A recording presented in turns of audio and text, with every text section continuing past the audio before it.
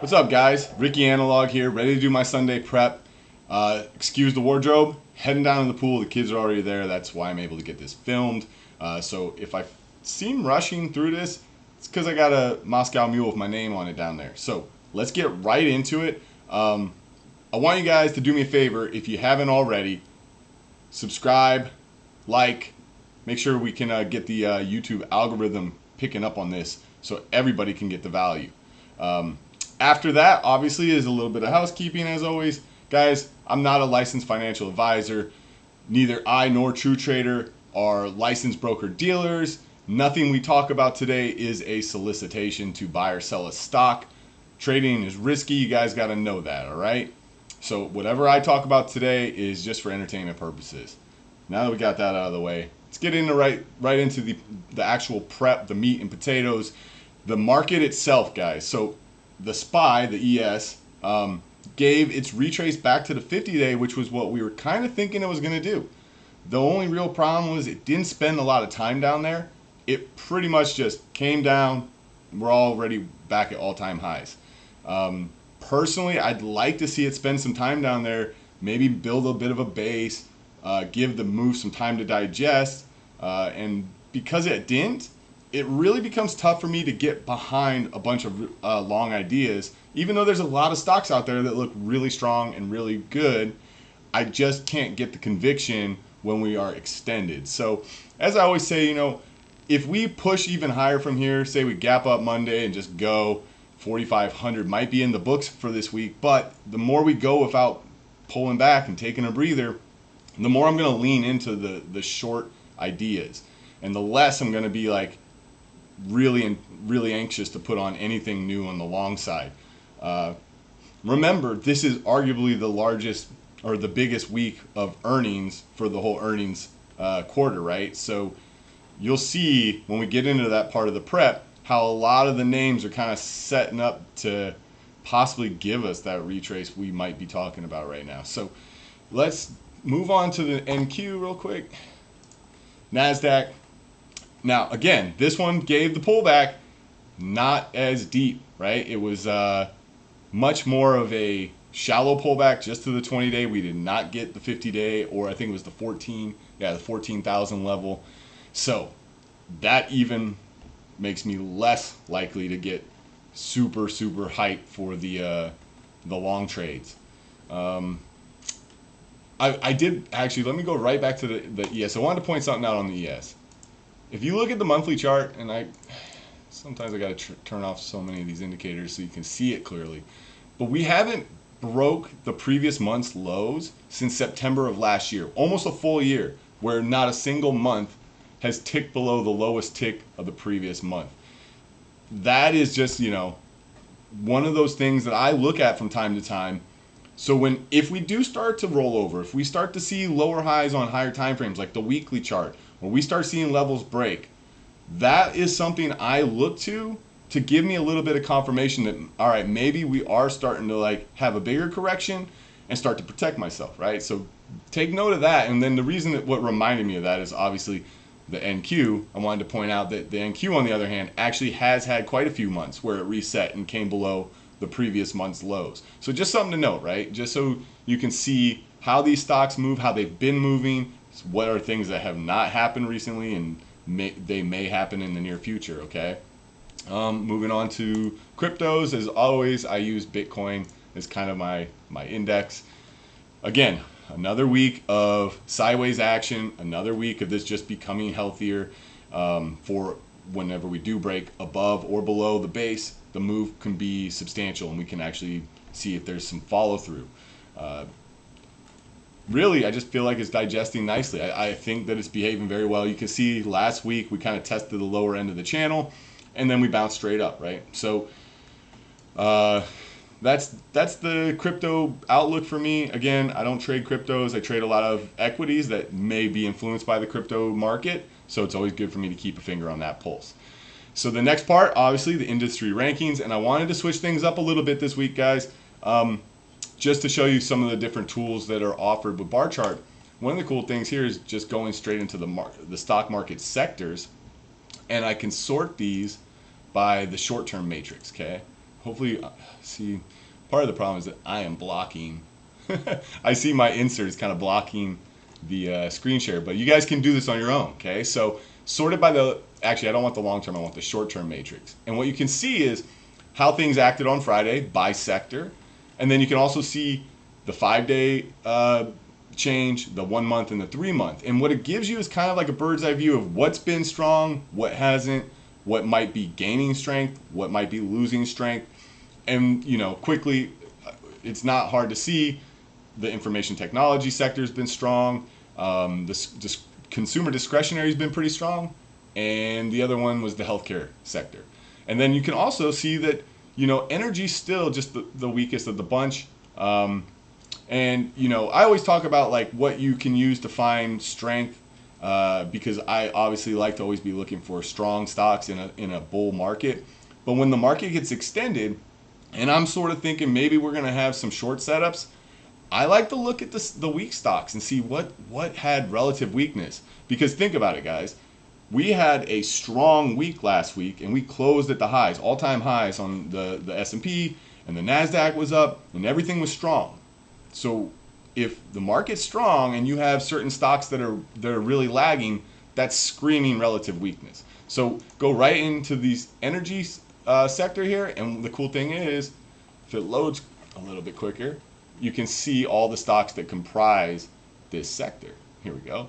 And what I do is I sort these by performance, and then you can do the weighted alpha, and we actually want to change it to the weakest, right? So right off the bat, you can see COG, VLO, and PSX were some of the weaker ones. And you can see the 1 month change, the 3 month change, and just see that, you know, these stocks have been very weak. So if the market takes a dump, what do you think stocks that were weak in a strong market are going to do?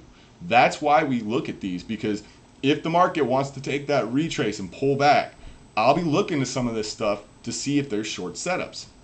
So let's get back into the charts and back into the actual trade ideas for the week. So the first thing we always look at is the long setups. Let's see. Strong stocks continuation is what I call them, right? And the only one, guys, on my list for this Sunday's prep is TTD. Let's look at the chart real quick. You can see it had a really nice strong close. It technically broke out above that 82, was it 82? Yeah, above that 82 level.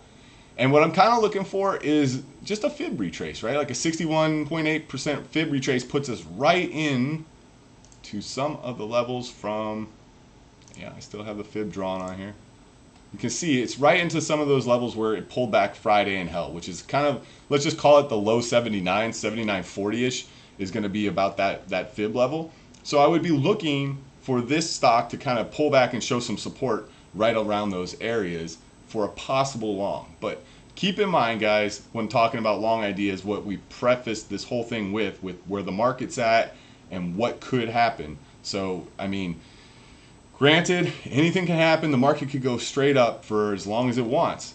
As long as the trend is in control and the trend is up, I don't plan on fighting it.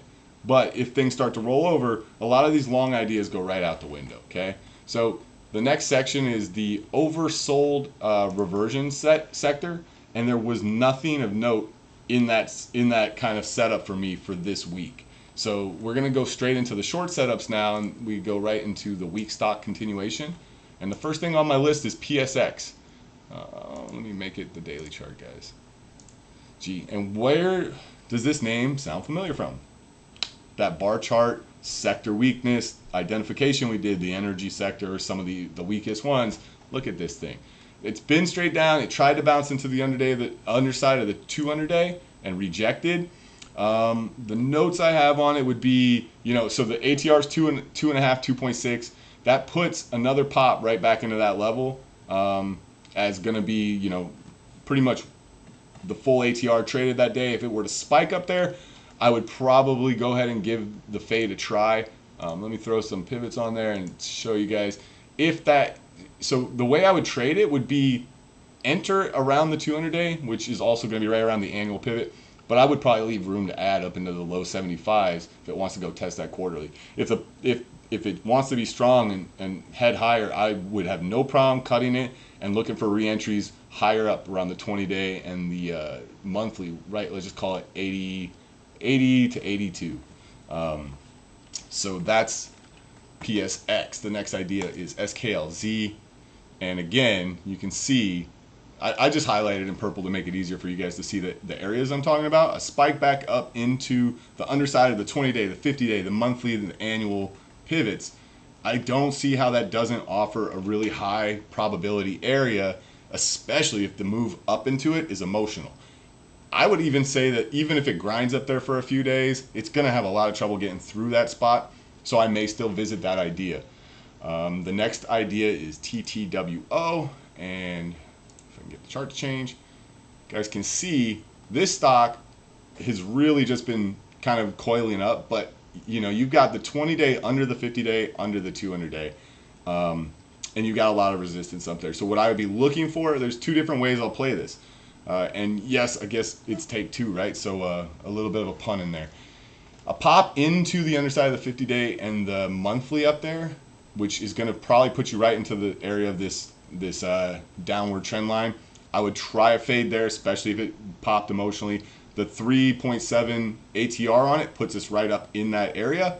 Closed at 173.29 on Friday, so you can do the math. Now, if it's weak and we lose these lows here, I've got it written down as 166.61. We come under 166.61, and I'll probably look to short pops back into resistance. Like probably use these lows, probably use the 166.21 lows or 166.61 lows as my first spot, and be ready to add into that pivot at 167.83.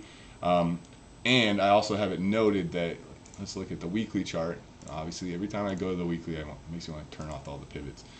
If we lose these lows here from March, then I actually think there's a bigger picture trade in this, and we may come down to test these 140 levels. Again, those are not day trades. When I talk about like the bigger picture trades, that's something that if it triggers, you can be patient, wait to short pops and get in where you feel like your risk is defined, and size appropriately so that you can sit in that trade if you want to try to ride that down to 140.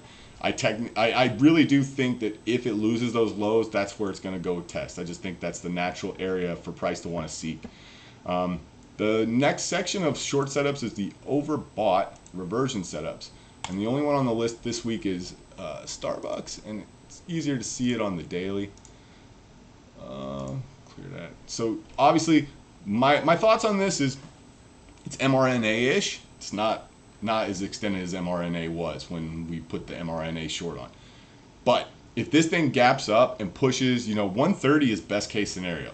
I really think, and you can see, I think, was it last week or the week before, we had this on the Sunday prep as a long idea, and it just went.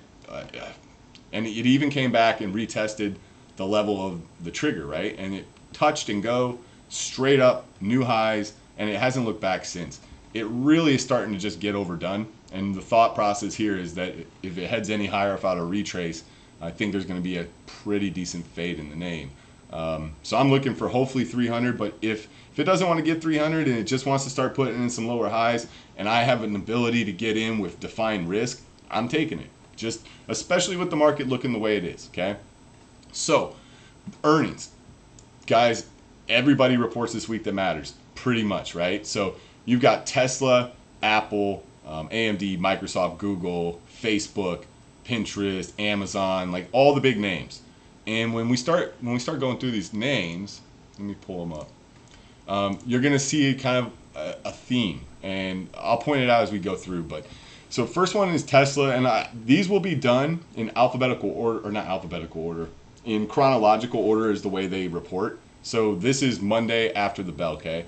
And you guys can go find those things yourself. I'm not going to hold your hand through that. So the swing idea is still on here because it's still valid. You can see the trigger was way back in April. It's pulled back and given way better entries. If you're in, great. If you're not, I think a miss on numbers. If anywhere between that 580 and 600 gives you pretty good risk reward, risking below that 540 level. If you wanted to try this swing trade, you have to keep in mind, guys, It's a longer picture or a longer term trade, bigger picture, and the final target is new high. So like first spot of profit taking, you got to be ready to hold for the attempt to make it back to the all-time highs. If that's not your wheelhouse, that's fine. I think there's day trades too. I would love to see this thing either get really extended or really oversold for the fade or the scoop. Now, if it just breaks above 700, you'll probably find me more willing to try to join trend on the name, because over 700 is a bit of a trigger, and I think it can get going. I have written down that I think I just put over 700. It looks like it can get frisky. The next one is UPS. Let's pull it up. Let's see here. So again, this was a beautiful trade back in March. I think we actually just took the FedEx trade. They were set up the same, and the outcome was the same. And you know, I remember the last earnings, this thing being on everyone's radar as that's extended. Let's short this thing, and it just held up so well. I mean, the chart speaks for itself, right? And we had the pullback, we established some lows, and we've kind of started building some higher lows. I think over this I think it's 204. No, let me see what I have written down here. Over 215, I think we see all-time highs. No idea where it gaps on the numbers. If it were to kind of hang around that 215 to 216 area, I might look for a dip back to 215 to get long and have some defined risk. If it breaks over 220 on the numbers, then I still might look to join trend, but I might be a little less eager to get in there. Also, I think any miss on earnings and it comes back and tests that 200 level, I don't think it kills this stock. I think actually it'd be great for it to. What I wrote down was the fact that when we broke out of this base, it was a long base. It had plenty of time to digest. This base has not built as long. So what I wrote down was actually that I would like to see this actually digest a little bit longer, which means if we miss on numbers and we come back down to 200, that might be what gives it the chance to take the breather, digest sideways a little more, and then we eventually break and do the next leg up type move. The thing is, I'll still take it for a day trade. If it flushes 200 hard on a miss, I'll probably be ready to bounce it. Let me put on the pivots here. You can see, guys, you got the quarterly and the monthly right down there, just sub 200. The annual is right above 200. I just think any kind of flush on numbers down into these levels gives you really defined risk, because you're right here under 195. You're obviously wrong. Now, if it gaps under those, I don't think it will, but if it were to, there's other levels lower that I would be looking for. MMM is the next idea, and man, when I have these setups here, I actually like to do it on the weekly so you guys can see this clearer. Look at this pullback here on the bigger picture, guys. This thing is pulled back into the weekly 20, pushed up, higher low. If we break over this 204, yeah, I think 208s are in the books, but I honestly think over 208 and we're off to the races to 220. But keep in mind, guys, the market we're in. I can't overstate this enough. If some of these other bigger names, the bigger weightings of the S&P and the NASDAQ shit the bed on bad numbers, a lot of these ideas might get crushed. Now, MMM might not be as affected by, the tech sector getting heavy.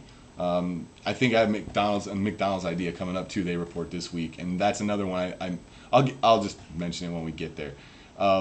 So Apple is the next one. Here's where we're gonna get into like the behemoths, guys. Apple, all-time highs going into numbers, right? Well, not quite, but we're up there. It just seems like we never really came back and retested. This whole move from early June till now has just been kind of straight up. I honestly think that this thing needs to have a pullback. What do I have written? Let's see. The numbers I got written on it were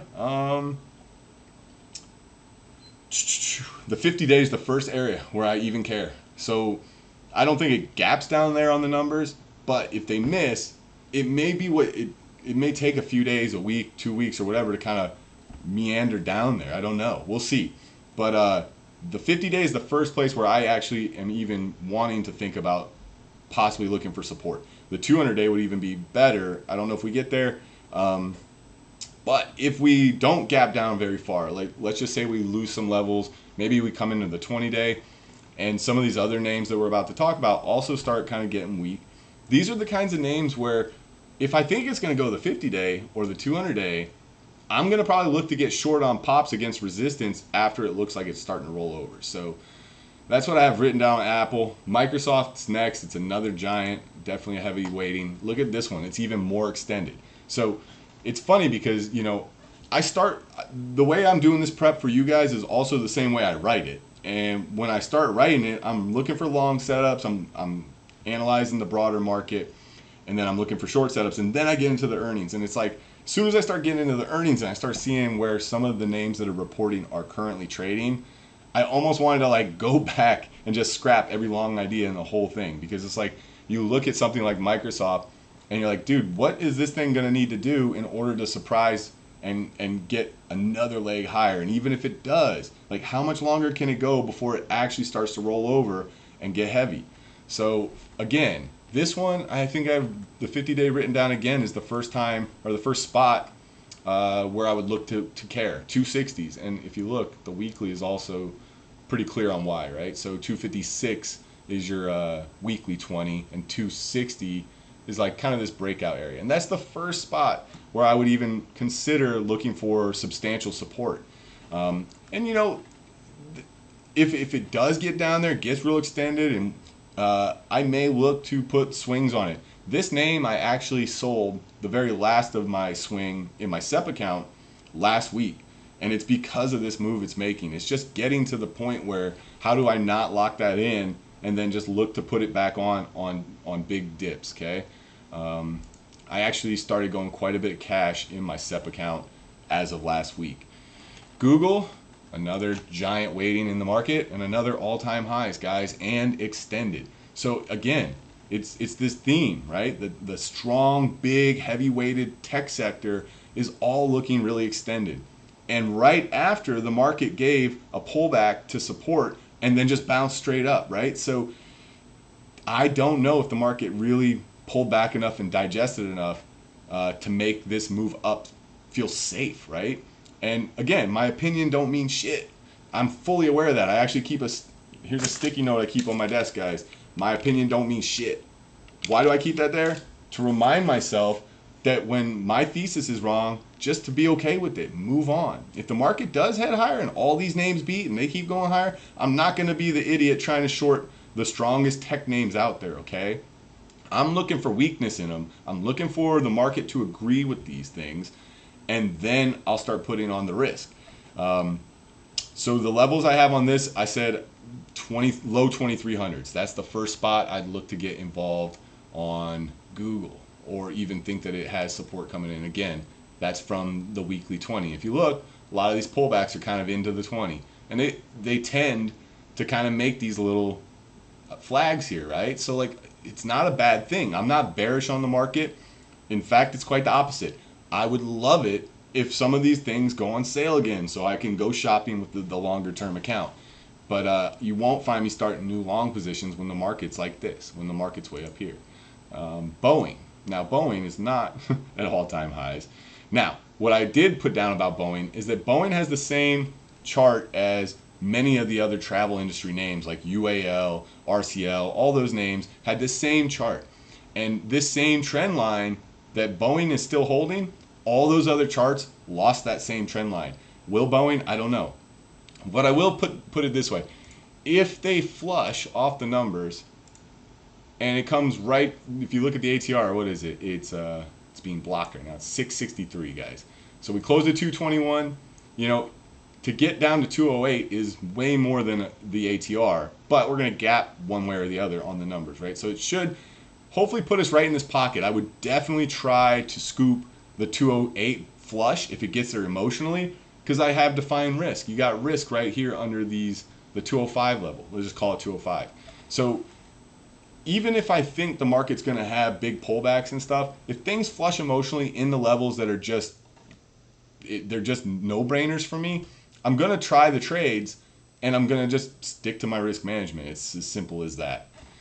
McDonald's. Again, I mentioned this, guys, right? So I think a pullback into the 20-day, the 50-day, you got just a lot of support right here in this sideways action area. I think any flush down to those levels is a great buying opportunity for a day trade. And, like I was saying earlier, I don't feel like McDonald's is the type of stock that's going to get smoked if the tech sector rolls over. So that's why I feel a little bit safer having a long idea on something like that. Facebook, all-time highs.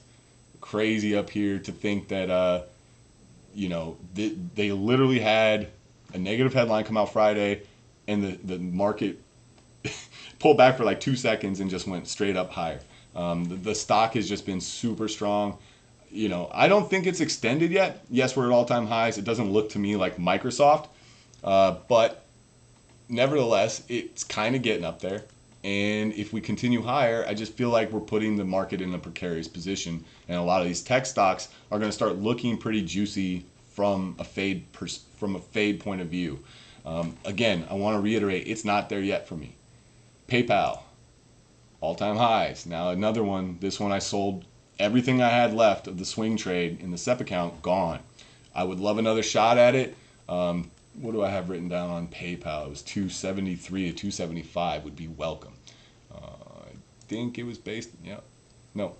So you can see those levels on the daily a little bit easier here. Right in here, right around the 50-day, right around this breakout area, just a retest. It really reminds me of Starbucks, guys. Look, and let's see if I can show it to you. Don't look at this, look at this, right? This is where PayPal is currently, a retest of that breakout spot. And what I would be hoping for is it does this move. Pull back, test that, and go. So you can see, let's see here. Just draw this for you guys. Pull back, test, and go. That's kind of the thought process on PayPal. It's a strong stock. Again, it's hard to be chomping at the bit to do that if the market wants to roll over, but if the market stays strong and that happens, who knows? Maybe I'll get to put that trade on. Qualcomm, I love this chart, and I actually have it kind of illustrated here as a swing trade, guys. It kind of triggered on Thursday, or no, that's not Thursday. I'm sorry, this is a weekly. It was not last week, but the prior week. It kind of triggered. It stuffed that trigger, pulled straight back right into the weekly 50 and the 20, and now we're bouncing up. I feel like we may have missed the entry because I didn't see this till I was doing this Sunday prep, but if it does come back to the 2050 on the weekly, that's where I'd like to put it on with risk under these lows and the target being the all-time highs. And that's what I like about TradingView. You can see clearly right here the risk reward. It's well over 2 to 1. And, I try to tell everybody this, trading's just a numbers game, guys. Know the setup, know the probabilities, know the edge, and know the risk reward, and be at peace with the risk. Put the trade on and let it play out. That's the setup here. Now, if you're not a swing trader, you don't want to put on swings, there still may be day trades involved in this. But I really just kind of wanted to point out this setup here is gorgeous, especially if they beat on numbers. I may look to join trend on it. OSTK. Another one this one here, we have a lot of members in True Trader that are currently in this from this setup back in late March. And, if you're in it, great. It's been working. And what I like to point out about this is once it triggered, it's just behaved super well. That's the kind of price action you want to see after the trigger. It just pushes up, tests some levels, nice little controlled pullback here. Yes, you can say it stuffed that breakout, but we don't know if it's a stuff until we come and lose some lows here. I still think this could easily hold right here, and we could be back above 100 in no time.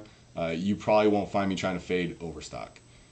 Amazon, behemoth, right? Now, the thing about Amazon is this chart is close to chart porn as it gets. Literally just builds these nice long bases, gets coiled up, makes big moves, right? Look, and what I like about this is you can see that the last time it made this base, it gave the breakout, and what did it do? It pulled all the way back down to here, shook everyone out, and then made the move. So look what we have going on here. We got a nice long base. We broke out. Now we kind of came back and tested. We back tested a little bit, but numbers are coming out this week.